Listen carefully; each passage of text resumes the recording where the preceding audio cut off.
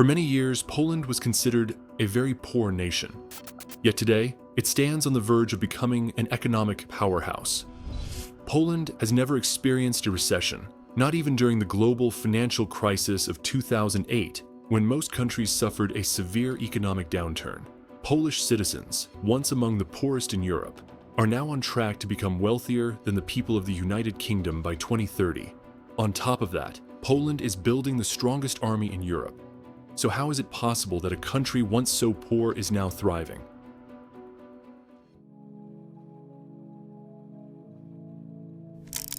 After World War I, Poland became an independent country. However, it remained a largely agrarian economy, relying on livestock farming and crop cultivation. Despite several attempts at modernization, the nation's economy lagged far behind other European powers, which made it extremely vulnerable and contributed significantly to its rapid defeat at the beginning of World War II. When the war ended, Poland was utterly devastated, having served as a battleground for the German and Soviet armies. After the war, under Soviet influence, Poland became a communist state and part of the Eastern Bloc. Poland had a centrally planned economy in which the government controlled all production, set prices, and dictated the volume of output. Independent businesses were almost non-existent, and Polish leaders managed the economy according to directives from Soviet authorities. That period was marked by international isolation, stagnation, and generally poor living standards. The focus was primarily on heavy industries such as steel and coal mining. Although these sectors generated some economic growth, consumer goods production was neglected. Items such as refrigerators and televisions were considered luxuries. Cars often had years-long waiting lists, and many basic food products were frequently scarce, sometimes distributed through rationing. Because of this, during the 1970s, underground markets began to appear across Poland, where people traded goods among themselves. At these markets, one could find everything from food to small consumer items unavailable in regular shops. This informal economy helped people maintain a sense of social vitality, a dynamic that would later help lay the groundwork for modern Poland.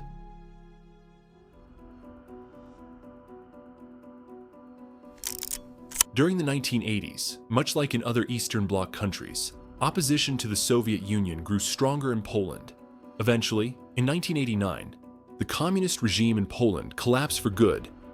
Lech Balcerowicz, the new government's finance minister, sought to transform Poland's economy through what became known as the Balcerowicz Plan, a series of radical economic reforms often described as shock therapy. Some may associate shock therapy with Argentina's President Javier Milei, who has pursued sweeping economic reforms. It has also been used in various countries around the world, with mixed results. In Poland, the goal was clear: to rapidly shift from a centrally planned economy to a market-oriented one. Government subsidies for industries such as shipbuilding and mining were cut almost overnight, as were price controls that had kept goods artificially cheap. This, however, triggered a surge in the prices of basic necessities, and the immediate effects were devastating. The removal of subsidies meant that many state-owned enterprises could no longer afford large workforces, leading to massive layoffs. Unemployment soared rapidly after the reforms, while the daily cost of essential goods increased sharply. Over the next 2 years, Poland experienced a brief but severe bout of hyperinflation. The price of coal used for heating homes rose by 600%, and the cost of electricity increased by 400% compared to previous years.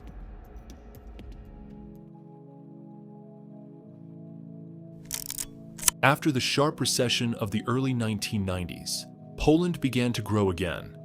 The country implemented a series of rapid economic reforms, but the shift toward privatizing key state-owned enterprises happened much more gradually. This slower transition made it harder for corruption to take root, and is one of the main reasons why Poland stands out among former communist states for not being dominated by oligarchs. The move toward privatization was accompanied by the creation of legal and institutional frameworks essential for long-term economic growth.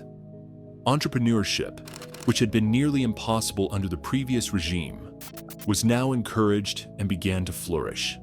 Thanks to these reforms, more and more people started their own businesses. Small and medium-sized enterprises emerged, offering a wide range of goods and services that were in high demand. Poland's economic boom also aligned perfectly with favorable demographics.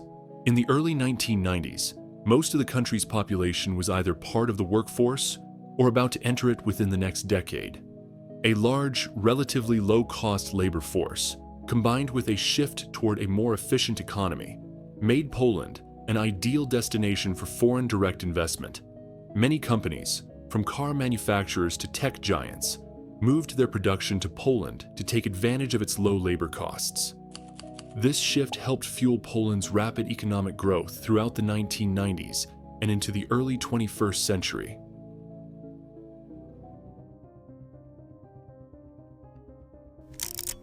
In 2004, Poland became a member of the European Union. At that time, it was among the poorest countries in the EU, which allowed it to draw substantial amounts of structural funds. These funds are generally seen as a form of delayed compensation for post-war reconstruction aid that Poland did not receive due to the onset of the Cold War. Joining the single market also significantly expanded Poland's trade opportunities. Following its period of remarkable economic growth, foreign investment continued to look like the right choice. However, in many ways, it was a double-edged sword. Foreign investors undoubtedly created millions of jobs and contributed to skill development. Yet by this time, roughly 40% of Poland's industrial assets were already foreign-owned. This high degree of foreign ownership led many local businesses to face tough competition and raise concerns about loss of control over key sectors of the Polish economy. Despite these challenges, Poland boasts a highly educated workforce, and its people are among the hardest working in Europe.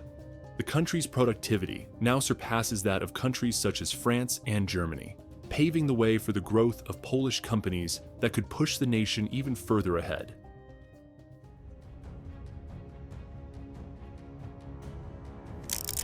Poland, however, is not focusing solely on strengthening its economy. It is also investing heavily in building a powerful army, aiming to build one of the strongest military forces in Europe. After joining NATO in 1999, the country concentrated on boosting its defense capabilities, modernizing its armed forces, and forming strategic alliances to secure supplies of weapons, tanks, fighter jets, and other advanced military equipment. Poland is one of the few NATO members that consistently not only meets, but even exceeds the alliance's defense spending target of 2% of GDP. With its central geographic position and difficult historical experiences, Poland fully understands the threats it faces. The ongoing war in Ukraine has only reinforced this awareness. In 2025, the country's defense spending stood at around 4.5% of GDP, the highest in the entire alliance. And in the following years, Poland plans to further increase it toward the 5% mark. Another remarkable aspect is Poland's ability to support its citizens in times of crisis. For example, during the pandemic, while many countries struggled with soaring prices and product shortages, Poland stood out for its effective measures to stabilize the domestic market. The government responded swiftly to changing economic conditions, and through financial support for food producers and a temporary VAT reduction, it managed to keep prices stable and goods affordable. As a result, not only Poles but also people from neighboring countries came to shop in Poland. Despite the optimism surrounding Poland's potential as a rising economic power, there are still challenges that could threaten its growth. Like many other European nations, Poland faces an aging population due to low birth rates. It also struggles with the emigration of skilled workers seeking higher wages abroad. However, this trend now appears to be reversing, as thousands of Polish citizens have begun returning home, a clear sign of the country's successful development. Poland is undoubtedly in a much stronger position than ever before, but if it is to become a true economic powerhouse, it will still have to confront a number of serious challenges. And what do you think about Poland? Do you believe it has a real chance to become an economic powerhouse? Let me know in the comments below. I'd also really appreciate it if you took a moment to check out my previous video. Thank you for watching, and see you next time.